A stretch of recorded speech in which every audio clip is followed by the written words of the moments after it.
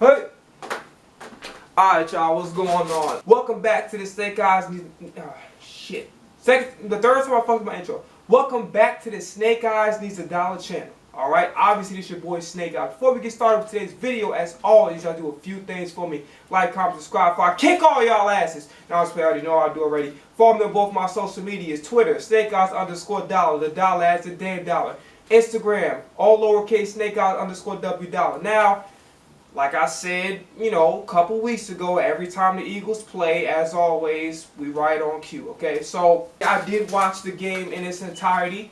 So we're just going to have a lengthy discussion about that and some of the little complaining and the bitching that people were doing after the game that really annoyed the shit out of me, okay? So first off, we're going to talk about the game, alright? Talk about the first 4 drives. 2 people... I swear on everything, y'all. I swear on everything I love.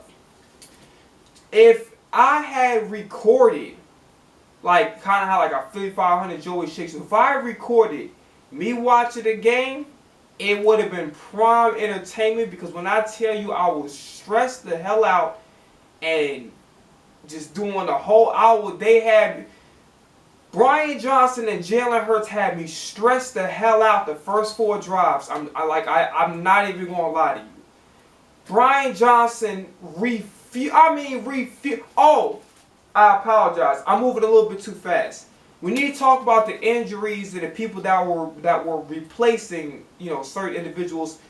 But before we get into what pissed me off the first 4 drives, okay? We need to have a conversation about that first, and then get into and then get into what I was about to say.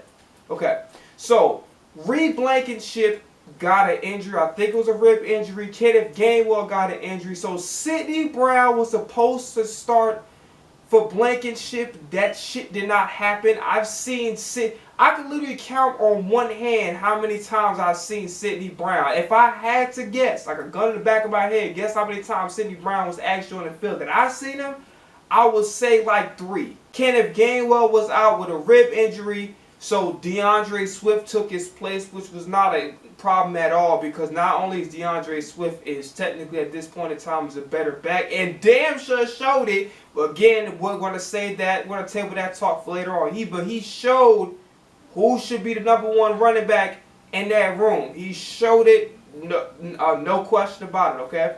And Boston Scott was right behind him. I thought he ran pretty good before he got the concussion. A lot of people not talking about it, but we'll go on with that. Penny came into the game for the first time. He had a couple carries. Bradbury also was injured too. He's in concussion protocol. So Josh Jobe took his place, and we'll be having a conversation about his performance a little bit later on in this video. Okay? Brian Johnson's play calling throughout the whole game, really the first half especially, was just absolutely fucking atrocious. Like god awful. This nigga, it was 3rd and 5. He chose a quarterback draw on a 3rd and 5. Mind you, the offense is, this is like about the 3rd or 4th drive in, and nothing's really been going on the offense. He chooses to do a quarterback draw, not because the defense was, you know, blitzing, or like similar to what he did with the Patriots, how he kind of like, he called a really good quarterback draw that was smart, and he reacted to what he was seeing out there on the field with the Patriots blitzing.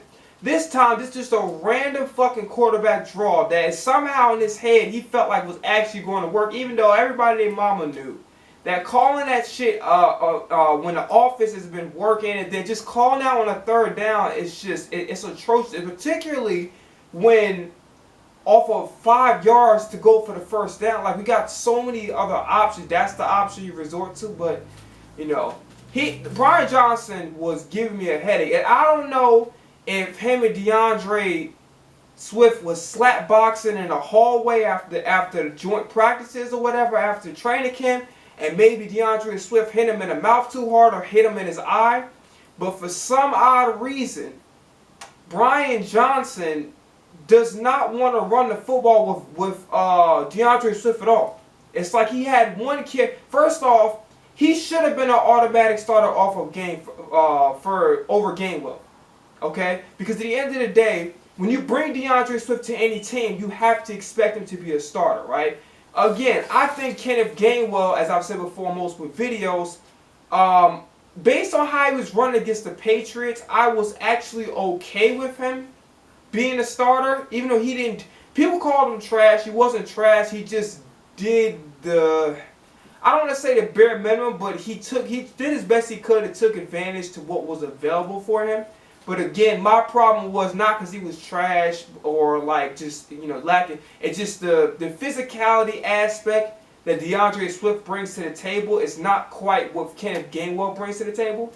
So I don't know if, I think him lacking that specific skill set is keeping him from being like, you know what, this guy's an automatic starter. This is what DeAndre Swift has. And DeAndre Swift has had starting experience plenty of times before in the NFL. It's just that, you know, the situation happened where he got injured.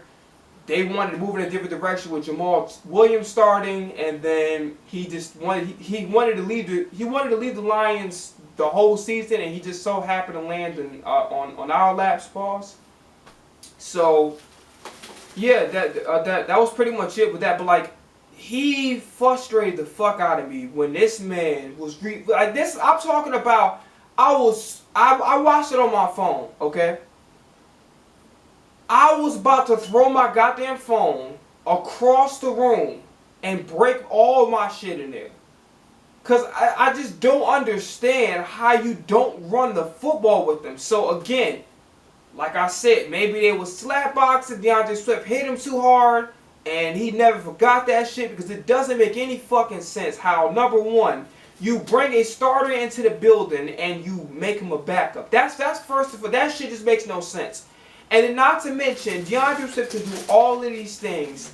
I see y'all in camp line him up as a wide receiver. That's not his game. Can he catch the ball at an above average rate? Yes. But to line him up as a receiver, that's just not his game. His game is you give him the fucking ball, you let him run, and then to keep the defense honest and on their toes, then you throw him in passing formations for him to be able to be a wide receiver. But his game primarily is he's successful when he has the rock in his hands with the run play, okay? So it's pretty obvious to me. There's not going to be any single back plays with this fucking offense whatsoever. There's not going to be none. So I don't know if anybody else is on the same boat as me as far as us not being able to have this single back plays in the playbook, which it definitely should be. You should have some plays under center. It can't be all fucking shotgun all the time. To be honest with you, it's like, I really don't, I don't get it. It's like, it's a lot of things wrong with Brian Johnson's offense. It's a lot. Like, not even just, the single back plays is the biggest thing, but then Stockton didn't really do that too much either. But he did it a little bit more than Brian Johnson. Brian Johnson, the shit's just not, there's no single back plays whatsoever. I've seen it in the preseason, but I think he's determined to not even fucking have anything under center in his playbook, which is kind of crazy to me. So he was driving me crazy, you know, not one single back formation, which that's something that's just like a overarching problem. That's not going to go away. This nigga's just not going to have it in the playbook. It is what it is. I think another issue was, yeah. So him, flat out fucking refusing to run DeAndre Swift, and then he was calling some stupid fucking screen passes. Like, I don't get the thought process behind it, as far as him being able to think that it was going to fool the defense or get him off balance. It didn't make sense to me. Like, they clearly weren't going for that. He just running stupid fucking play. Like, there is no rhyme or reason or nothing that would make me think as somebody that's watching the game, be like, okay, I could see why you would choose this because the defense is doing this. No, he just flat out just, it's like a motherfucker who just keep pressing the wrong button. It's like that nigga that let's just say you playing Madden, and you got this one person you playing against that just keep hitting the wrong fucking button, and it just so happened to be a play that he didn't choose, or he keep choosing the wrong play by accident. He keep hitting the wrong button. That's what it felt like watching Brian Johnson call plays for the offense. Jalen Hurts. I cursed out Dan Sileo on your behalf because he said some shit that a majority of it wasn't true. But the crazy thing is, the way Jalen Hurts was playing, especially in that first half, it made me kind of, all the shit that I was criticizing Dan Sileo about, I kind of saw it. Like, he wasn't really reading the coverages. A.J. Brown was open on several occasions, and we'll talk about him in a little conversation they had on the sidelines a little bit later on in this video. So, he was missing guys open. It's like, you got to develop that ability to throw on the run, because I was seeing guys open. He would roll to his right when that blitz came, which, you know what's funny? The funny thing is the Vikings didn't really blitz all that much. They kind of like, they had a lot of guys down the field. And then another thing I noticed about Brian Johnson, which I didn't really even notice before, Steichen, to a certain extent, he didn't do a good job always using the middle of the field.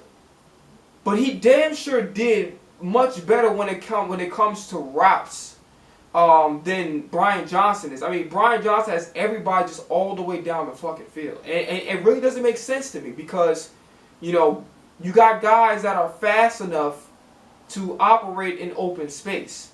So I'm not saying don't do fly routes, don't do go routes and things of that nature.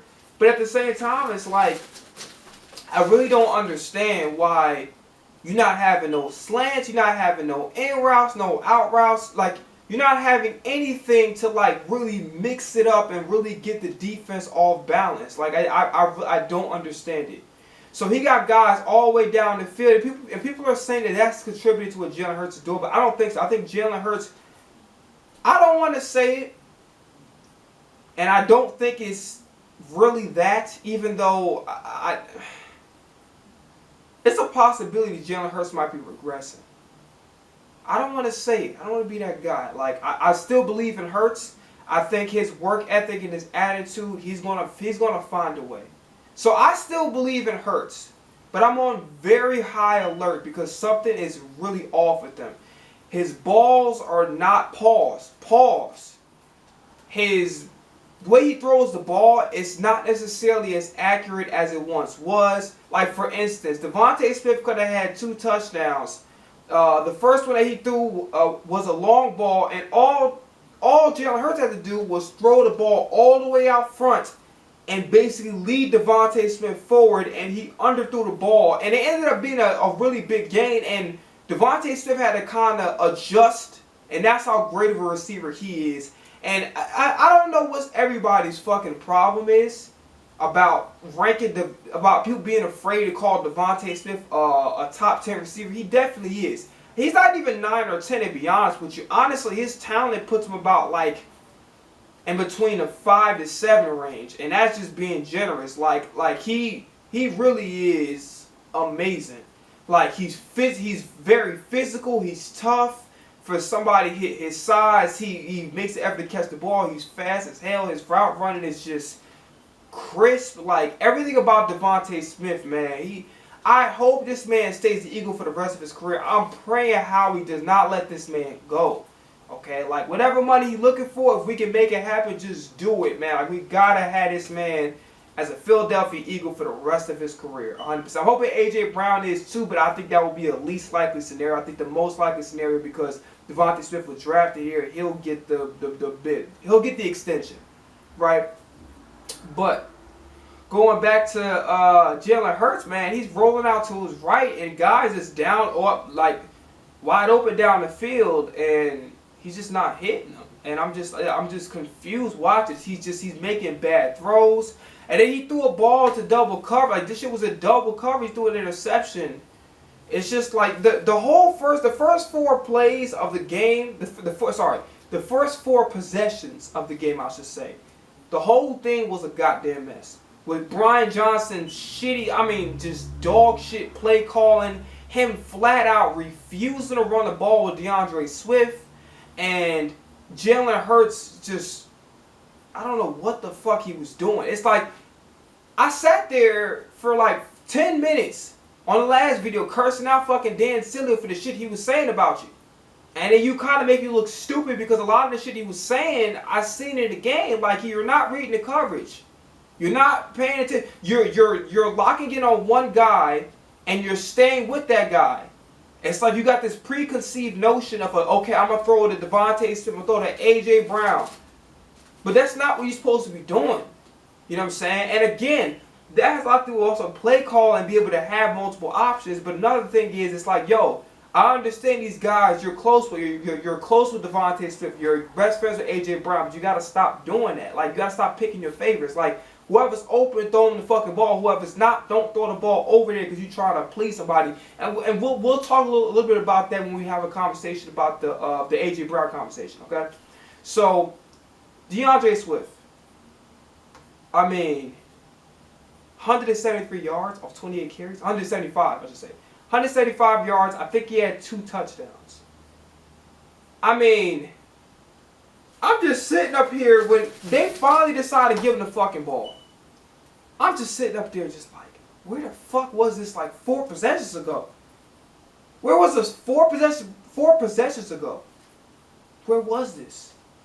I mean, how the fuck do you not give the ball to DeAndre Swift at all? And then all of a sudden, now this shit's working.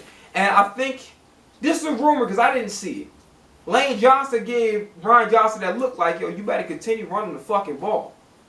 But yeah, shout out to DeAndre Swift, man. My goodness. Like, here's the thing. I don't want people to get too carried away because I know people want to say, oh, Miles Sanders is trash. No. In my opinion, I'm going to be honest with you. I think DeAndre Swift is a better running back than Miles Sanders. But in Miles Sanders' defense, he really wasn't allowed to reach his full potential because Sirianni didn't put enough trust and belief in him, allow him to run the football. It's like when he put his trust into Miles Sanders, he succeeded for the most part. He made mistakes here and there. He had some injuries here and there, but he capitalized. He really capitalized on a lot of the opportunities presented to him, and in a strange way, in a very strange way. Miles Sanders leaving is kind of a blessing in disguise. It's a blessing in disguise for him because now he's going to be utilized properly, being that Carolina's somewhat incomplete rebuild mode, and a blessing in disguise for us because we might have ended up with a better running back. And I'm not just saying that because of the 175 yards. I'm just saying, like, I seen him in Detroit, and then really Thursday just reinforced my thought process. But like, DeAndre Swift is him. And if Brian Johnson can figure out a way to kind of balance between running the football with him at a high volume and also implementing him into the passing game, this is gonna be a dangerous ass offense. But Brian Johnson can't even fucking make good routes for the receivers. Speaking of receivers, Quez Watkins got injured. I don't remember what the injury was. Okay, Zacchaeus, I don't know why the fuck he isn't involved. I mean, do you not understand that Zacchaeus can be very valuable because he's fast and he can catch the ball really well? I don't understand. Like, Zach Pascal, like, one thing I give credit for Steichen, Zach Pascal was, you heard his name. You know, obviously he's not going to get a lot of targets because there's so much competition ahead of him as far as, there's so many priorities ahead of him. But Steichen did a really good job of, like, for instance, Goddard, there's no fucking route, there's no way to say, hey, listen, let's try to get Goddard open. You understand where I'm coming from? I don't know what's going on. Like, the first time, you could say, okay, Jalen Hurts is missing him.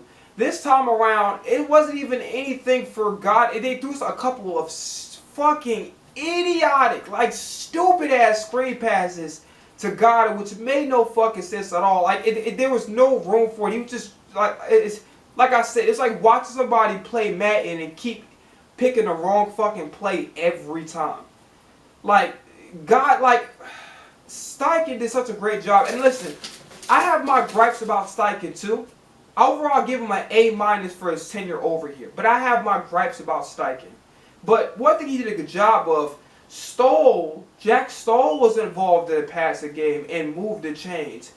Jack Stoll's not even fucking involved in the passing whatsoever with Brian Johnson. It's like at the end of the day, it's like, I understand you're going to bring your flavor into this, onto this team. But you cannot you can't go away from some of the shit that actually made us successful. Like, there gotta be something in here like, okay, I got a philosophy, I got a way I want to run this ship. But this ship was very, extremely successful without me. Sorry, without me. I'm tweaking. I can't fucking talk. This thing was extremely successful. This system, this team was extremely successful on the offensive side of the ball without me. So why don't I go and have a conversation with Steichen sometime in the offseason before you start with the Colts? Hey, listen. Was there certain things that you ran that was really successful with this team? Certain routes that these receivers really benefit from?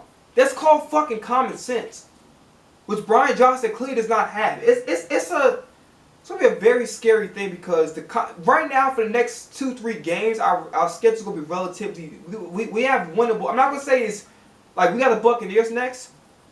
And Baker Mayfield and the Buccaneers played really, really good their first the season opener. I forgot who. I think they played. No, it was they didn't play Washington. I forgot who they played, but they played really tough, and I think they actually won that game. Baker Mayfield actually played pretty damn good. So we can't really sleep on the Buccaneers too much. If Baker Mayfield is on his A game, he can beat us. Okay, and that defense played actually really damn good. They played really good in their season opener. I apologize, guys. I'm tired as fuck and it's late. But so I apologize if I'm struggling like really get my thoughts out. It's not that easy because I'm trying to do everything on fly, going through shit as I go, and I'm like kind of dead ass tired.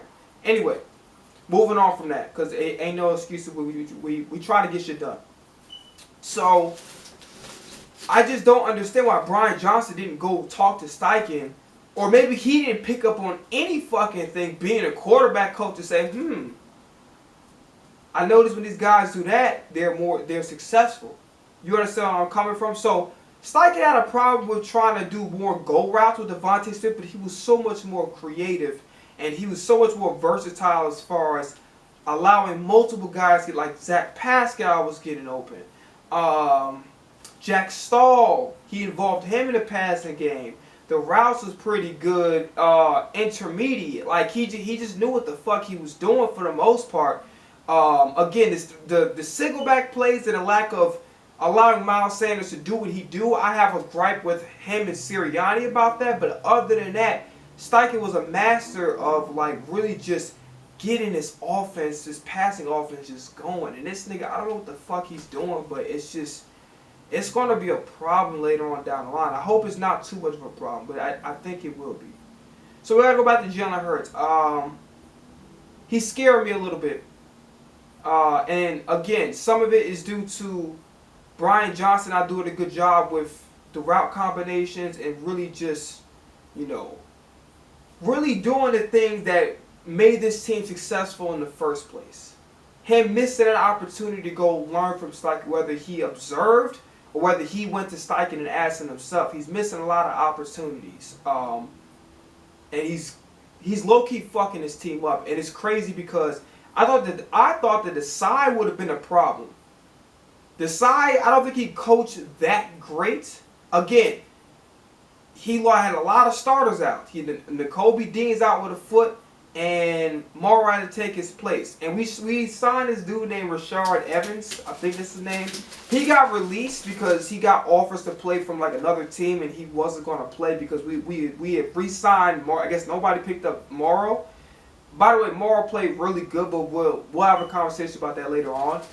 But yeah, so DeAndre Swift, hell of a game. Jalen Hurts sort of redeemed himself in the second half, but I'm not liking it. And it's crazy because we had like mad chances. I mean, Justin Evans forced a fumble on a punt return. What else? I think. Let me go back and double check. It was another one there. I think Maddox also. By the way, Maddox is unfortunately going to be out for the season with a pectoral injury. And it's crazy because he actually was playing good and he actually can play. But goddamn, if you can't stay healthy, man, I don't see how you're gonna have a future with any team. So it's unfortunate because, like I said, Maddox is at the very least a top 5 nickel corner in this league. So Maddox forced a fumble on Alex Madison. And by the way, have I gone too far on this channel at times? I would hope not. But y'all coming in these athletes' DMs and saying racist slurs and shit and telling somebody to go off themselves is very psychotic. We all get frustrated as fans seeing coaches call stupid plays, seeing players not playing up to par, seeing players not trying to make an effort. It's okay to get frustrated by those things. What is not okay though is you coming in another human being's, you know, DMs and saying disgusting ass shit to them. I don't know what kind of result you guys are thinking you're going to get by doing that. Because here's the thing. Have I told people that, like, yo, such and such is ass? I've even cursed a few people out before because they be frustrated because, like, yo, like, why the fuck you doing stupid shit that, like, even I at home who have, you know, don't have a ton of experience with coaching football or any of that, I can see this shit like it is a bad idea. So why I don't understand why would you do it. So things frustrate us all the time as fans. Sometimes you would be like, "Ooh, you motherfucker, why did you do that shit?" Like that type of feeling happens. But I'm never gonna go and like play like Jalen Rieger's DMs or Covey or whoever the fuck, or Brian Johnson DMs and go ever, or Michael Clay, and go ever say some nasty shit like that, because these are just human beings at the end of the day, and they're doing the best they can, whether or not, some aren't, but a majority I would like to think are doing the best they can. To think that you saying these disgusting ass shit is going to change their performance, it's not. It just makes you look fucking psychotic. It really does. There's no place for that. It's not necessary. Football, maybe saves some people's life, but football is never that serious. It's sports at the end of the day. Our team wins and our team loses. It really doesn't matter because all of us, after the game is over, is still able to continue doing whatever we're doing. Okay? So, it's okay to get frustrated with certain players, certain coaches about certain things. I've definitely done my share. It's you kind of look at me from like, yeah, Snake Out, you bugging on that one. But I try to keep it in good fun and entertainment, and I try not to go to the extent that this fucking psychotic ass idiot did with Madison. Like, I try not to go to that extent, because that behavior, I don't give a fuck how. I don't care if the GM made bad decision after bad decision. It's never okay to do that to another human being. It's just sports. It's never that fucking serious. So, that is a reminder to me, kind of just like, yo, just really think about sometimes the shit that you say. Now, granted, I would never ever go do some shit like that, because if to be realistic with you, as a light-skinned, multiracial individual, it's pretty fucking stupid for me to be racist, right? I gotta say that because, you know, you two, you tripping and shit. But hey, at the end of the day, yeah, so that completely uncalled for. But yeah, we're gonna move on from that. Obviously, that has no place. You cannot call yourself a fan of anything. You just you motherfucker, you need some help pretty goddamn bad to take time out your day to verbally abuse a player in their DMs. They're thinking the worst fucking shit you could probably say to another human being is disgusting. But I want to move on from that. Okay, so Madison, I'm an Eagles fan, but like that, I definitely do not, on behalf of the Eagles fans everywhere, we do not condone that bullshit. Like that's psychotic, put them in a fucking asylum ASAP behavior. That is not normal behavior. That's not cool whatsoever. All right. I would like to talk about the AJ Brown situation real quickly. So AJ Brown and Jalen Hurts got caught on camera, and it was pretty obvious. I didn't even need a lip read or nothing like that. It was pretty obvious AJ Brown was frustrated that he wanted the ball. How do I know this? One, context clues, right? Two, if you notice, if you pay attention, especially earlier on when Devontae Smith was, you know, the double coverage interception and certain things that he did, AJ Brown was wide open down the field on multiple occasions. So I saw this coming. I just didn't expect it at that time because it didn't make sense to. Because the reality situation is this. We had switched the game plan already to like, okay, DeAndre Swift is his night. He's the hot hand. Just give him the football. So I think his complaint, I think A.J. Brown's complaint is warranted. I think he was right for letting Jalen Hurts know, like, hey, throw me the goddamn ball. I'm sure, hopefully he didn't say it in that manner, but I'm going to paraphrase and just say that anyway, right? So A.J. Brown was right for the fact that, yeah, he should have got the football. What he was wrong about was the timing of it. Because the timing of it makes him look really selfish. We just found a winning formula. Unfortunately, it's not the passing game. It's DeAndre Swift. He's the man. He's the guy we got to go to. He got to put the team on his back to win us the football game. Okay? And also, you should also take suit from Devontae Smith, who had an Instagram post or something that said, I don't give a fuck about your fantasy teams. So you might want to follow suit from your teammate. I'm just saying. So, again, I think his complaints were warranted. But I think the timing of it, and I think doing that directly on the sidelines, it's a bad look on you. Because it makes you look selfish. It makes you look that you're making it about you. Which, again, I understand that if you reach certain benchmarks or whatever, or certain yards or whatever, you get monetary incentives. Or if you need to go, like, if you're in the front office, talk to the front office, and you're trying to renegotiate contracts to get more money. You can say, hey, I did such and such last year, and you point out certain things in your resume that you've accomplished statistics-wise that makes you say, hey, I deserve this money because of X, Y, and Z. And if you don't reach those kind of thresholds when it's time to negotiate, it's going to make it hard for you to get that money, even if you did everything you could. And the reason why you didn't get the numbers, not because you sucked or fell off, it's because the way the team situation was, there wasn't enough opportunity for you to be able to meet those benchmarks, right? So I understand that perspective, and I actually agree with A.J. Brown that he should have gotten the ball more, but he should have did that around a time when he threw that intercept, when Jalen Hurts threw the interception into double coverage. Shout out to Sirianni for not snitching, Devontae Smith for not snitching. A.J. Brown knew what the fuck was coming, so he left. Motherfuckers was trying to act like that there was about to be a fist fight. I'm not going to lie to you. I'm going to admit this, okay? So, I don't know if it was Weapon X or somebody else, but they posted like a little TO thing, a voiceover for A.J. Brown. Now, here's the thing. I stand by what I said about me agreeing with A.J. Brown that he should have got the ball more that game. I agree with him because he was open on multiple occasions. I see it in myself. I was like, I'm looking at Jalen Hurts. I'm looking at him down the fucking field wide open. Like, talking about like at least 40, 50 yards, maybe touchdown type shit. I'm like, why the fuck ain't Jalen Hurts throwing the ball? So he's right.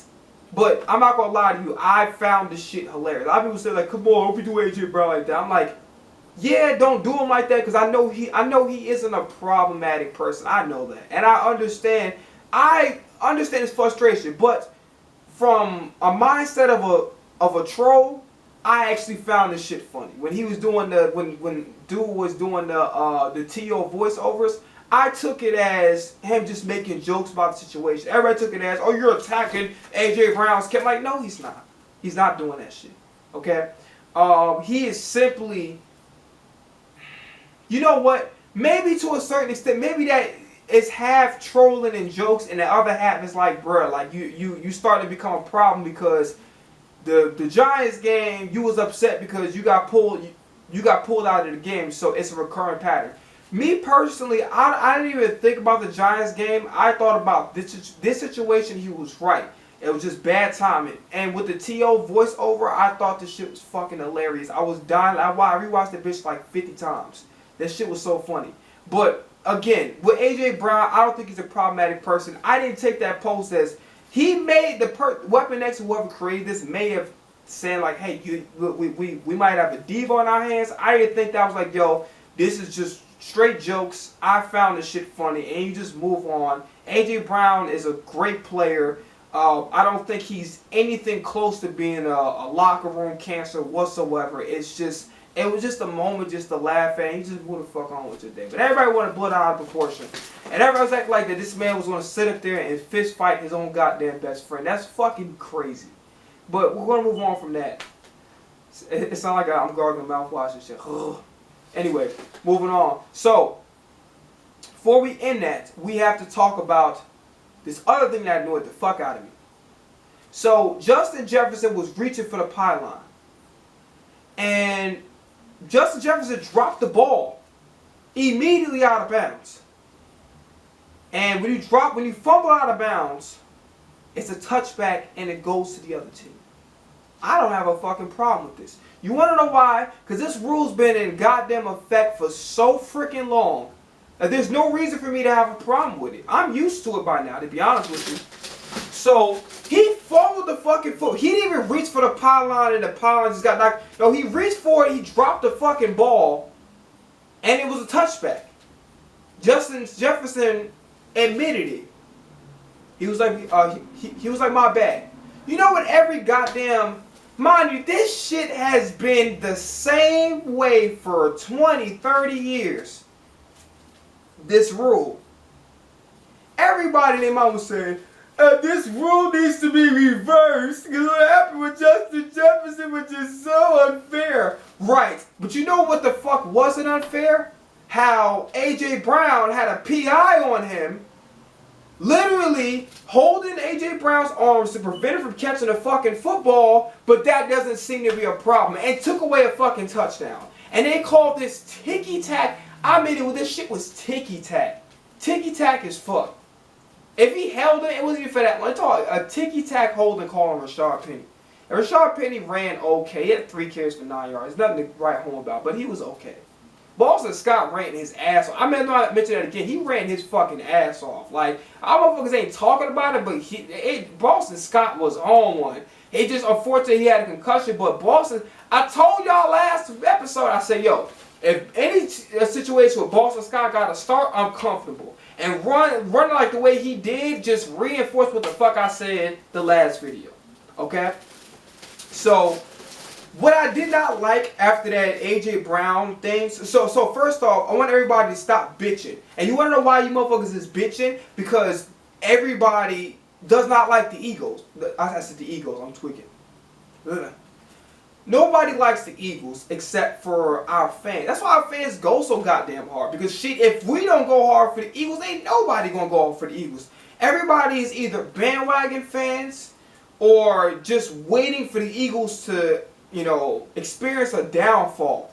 Just talking shit and belittling any of our players to really make it seem, make something seem something bigger than what it actually really is. So I just find it very fucking convenient that everybody, even fucking Don Kleiman, who think he gonna be like the next coming of Adam Schefter and shit, which he's not. I just find it funny how when something benefits the Eagles, y'all start bitching. Even off shit that's been done by other teams for years, it doesn't matter. If it benefits the Eagles, oh, they gotta go. We gotta go change the rules, like the fucking what they call it, the tush push or whatever. So, we have the best offensive line pretty much of all time. I'm going to go out on a limb and say that. I don't think there's any offensive line that's better than ours in the history of football. And Jalen Hurts is pretty fucking strong himself. Why the fuck wouldn't it be Arthur? You have the best offensive line of all time. You got two of those guys are the greatest to ever play their position. Jason Kelce, maybe you can mention Mike Webster, but Jason Kelce, in my opinion, is the greatest center to ever play this game. And Lane Johnson is the greatest right tackle to ever play this game. And we got other guys who are perennial Pro Bowls and potentially future Hall of Famers. And Cam Jurgens been playing so fucking good. Like, a lot of people don't understand. He's holding his own. I don't see motherfuckers beating him, whooping his ass. Like, I see he holding his own. So that whole line filled with, hopefully barring any injury, future Hall of Famers. And 2 of those guys on that line are the best to ever play their position. Like, period. Past or present, does not matter. So, why the fuck would you not be able to... And on top of that, we're not the only team that does it. We're just the only team that gets away with damn near doing it every time. Which has nothing to do with us cheating. We just got the better firepower than the rest of the league that's doing. We're just better at executing it than everybody else. Stop bitching about it. We need to abolish shit. They need to be guys. Shut the fuck. You know what needs to y'all. Let me tell you something right now. You know what needs to go? Y'all motherfuckers from whatever platform that y'all on. Cause I don't want to hear y'all shitty ass takes. I don't want to see y'all little ugly fat munchkin long john eating motherfuckers. I don't want to look at y'all little fucking powdered donut thing, old Krispy Kreme fingered asses making stupid ass bullshit takes that are not even close to. I'm tired of looking at y'all motherfuckers. You motherfuckers that be up there like be. Well, I don't have no more jokes, but at the end of the day, like I'm tired of listening to y'all motherfuckers. Okay, I'm not tired. Like obviously, as an Eagles fan, I'm happy that we're the best of all time when it comes to that quarterback sneak. We're pretty much unstoppable. But I'm tired of hearing y'all motherfuckers. Now moving on from that, Justin Jefferson fumbled. Y'all can get over this shit. And at the end of the day, when it comes to the tush push, whatever the QB sneak, we're just the best at it. Get over this shit. It is what it is, right? So yeah, I think that's it for the offense that I wanted to have a conversation about. I want to have a conversation about the defense. Sean Desai, a lot of people praising him for what he did. I don't necessarily think he was awful, but he did some things that I didn't necessarily like. I don't think the play calling was as good as it was in New England. I think that he was very much too Gannon-esque in a lot of respects. He had corners off the ball too much. I didn't see him blitz really at all, to be quite honest with you. I think he did the best he could to really put guys in position, but I'm gonna have to give him like a C plus. That's being generous. I'm gonna have to give him a C. I don't like the way he ran the defense too much. But then again, when you don't have guys in certain positions, you got guys that are kind of brand new. You can't really operate the same way. You can't operate the same way. But if you kind of doing the same thing Gannon's doing at all times, I have to kind of look at you a certain way. So let's go through the defense. Josh Sweat played amazing. Had a strip sack. Fletcher Cox is proving why he's a fucking just generational talent, Hall of Famer. Everybody's talked shit about Jordan Davis. Oh, he's never going to be a pass rusher. He's never going to be in shape. He's going to be a bust. And all this other shit to talk about. He came in camp in shape. And he had a great preseason. And he is following up with a strong... Not only is he stopping the run like what he actually is normally good at, he's recovering fumbles. He's everywhere on the ball carrier. And he's actually rushing the quarterback. Jalen Carter played good, but I don't know why the fuck the side decided not to play him as much. That shit didn't make no sense to me. That's part of the reason why he gets a C from me, because not only did he really did no blitzing, he damn near had corners way too back all the time. Obviously, you got to do it sometime because it's not a complete 180. I get that. But at the same time, you're not helping the situation either if you're allowing guys to get 15, 10-yard gains, 8-yard gains every time they pass the ball. That shit adds up after a while. And it actually did. Because Cousins actually played a phenomenal game. I mean, besides making these quarterbacks look like fucking Patrick Mahomes out here. So it's kind of crazy.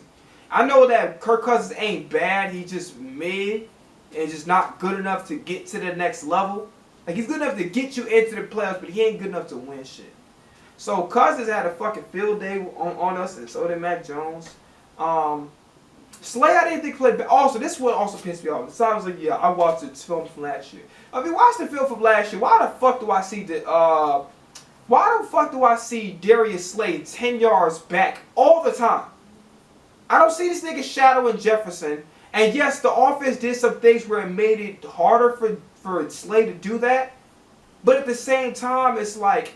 And I also thought that was pretty cool for Slay to actually... So, the Kevin O'Connell, I think he used to be the offensive coordinator for the Rams.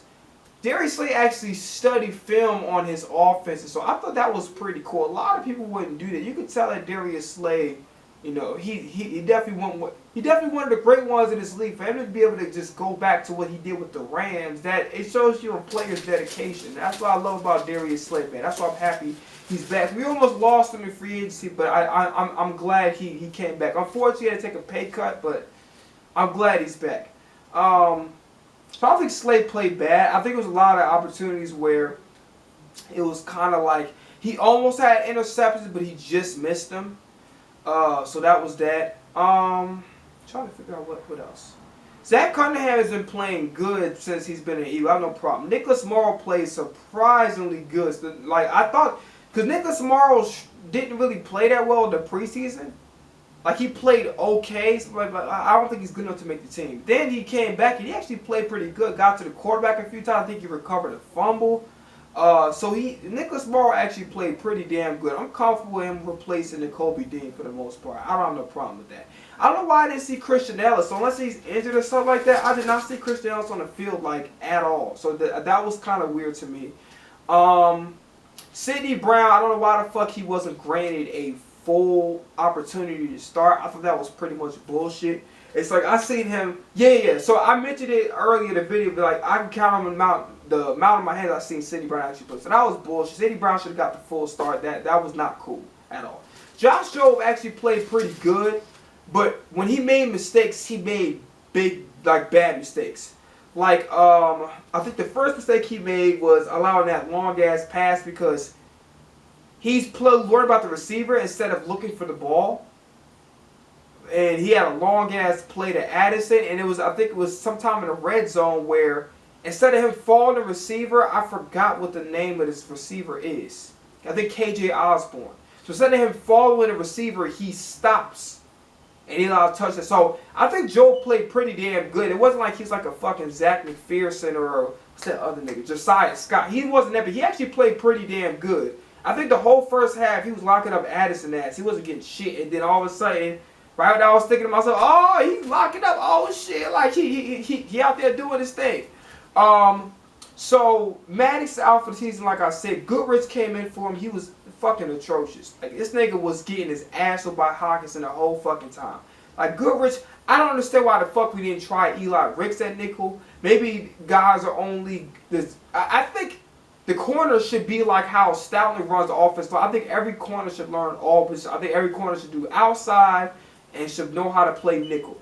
I think every corner should be able to do this. Because I don't know why the fuck Eli Ricks didn't get in the game. And I don't understand the hype for Goodrich, because Goodrich didn't play that good. In my opinion, I don't think he's ass, but he wasn't that good enough for me to warrant him making the team. And I don't really know what they saw in him. And after the game, I damn sure don't know what the fuck they saw in him. So he didn't play. He was ass. I ain't gonna sugarcoat. Like Mario Goodrich was fucking atrocious. Like I ain't gonna sugarcoat. He was garbage. It's gonna be scary if Goodrich is playing nickel. Oh my fucking gosh, it's gonna be a long ass day. They better put Eli Ricks in that motherfucker. I'm telling you right now, they better put Eli Ricks in there. I'm cool with Joe. I think Bradbury might come back with Bucky because he's gonna be out of concussion protocol. Hopefully, if not, I'm cool with Joe starting regardless. But Mario Goodrich, then they gotta go. We gotta put fucking Eli Ricks in there. Like I don't know if Eli Ricks can play nickel, but he better learn how, because I don't want to see fucking Mario Goodrich in that position at all. Like he's fucking trash. I thought Evans made some pretty good plays. It's like Evans will do some shit like, oh my god, he makes one good play where he like forces a fumble, recovers a fumble, and then he'll do some shit like allow somebody to beat him on coverage. I'm looking like, what the fuck are you doing? Evans, same thing. He'll make a big play, and they'll do something to like fuck it up and allow a big play on the next time. Like, oh shit, Evans stepping up. Justin Evans, Terrell Evans stepping up, Justin Evans stepping up, and then he make this woman like, oh fuck. Like you got my hopes high for nothing. So yeah, that's pretty much it. Elliott missed like a 50-something yarder, but he made up for it by hitting a 61-yarder, which I think was very critical in us staying in the game as well. So Jake Elliott, like I said, a little concerned with these misses, but the second best kicker in the league nonetheless. That's pretty much it. Let's talk about the Buccaneers, what needs to happen on Monday. Don't come in and taking this team lightly, okay? I'm going to see how the Buccaneers are going to do on Sunday, but don't come in taking this team for granted, because Mayfield might have found his place. I don't want to get too crazy, but they played Minnesota pretty damn tough, and I think they won the game. And Baker Mayfield might have a chip on his shoulder, so don't. And they still got Michael Evans. They still have Mike Evans, so don't take this team too lightly. As long as they have Mike Evans on that roster, we got to be on our P's and Q's. And they got some pretty damn good players on defense. Shaquille Barrett, Deion Jones. Is that even? No, Devin White. Sorry, not Deion. Devin White. Vea, pretty good at the nose tackle. They got Antoine Winfield Jr. Maybe this other guy that's secondary that's not coming to me right now. That's pretty good. So don't come and take this team lightly. It's a team that I feel like we can blow the hell out. But Brian Johnson, he's fucking atrocious. Like, there was a poll out saying like what grade you would give him. I'm gonna give this side like a B minus because I wasn't really feeling this play calling against Minnesota. Giving Brian Johnson a D. Pause. Because outside of him sticking with the running, which is something that one thing I hated about Steichen, even though I think I give Steichen an A minus for his tenure over here. I hated how when the run was working, he'll do some shit to abandon. Like, he'll just fucking pat. Like, what are you doing? Like, if the run's working, keep doing it.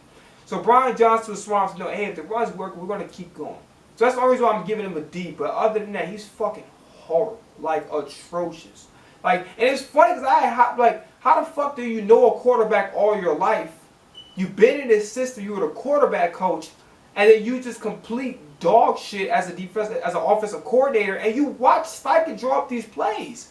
You were there the whole fucking time. It like you just, okay, I knew Jalen Hurts from high school, or I coached him a little bit in college, and I haven't seen him in forever. You work with the fucking team the whole time, so there's no fucking way you don't know what you're doing, and that really kills me.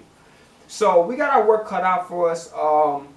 The crazy shit about it is they're gonna do some shit where if Gainwell gets back healthy, most likely the way the Eagles are, they were a great organization. We'll do some stupid shit that makes you like, what the fuck are you doing? So they're gonna probably start Gainwell again when he comes back. They better not, but they probably are. Which they shouldn't.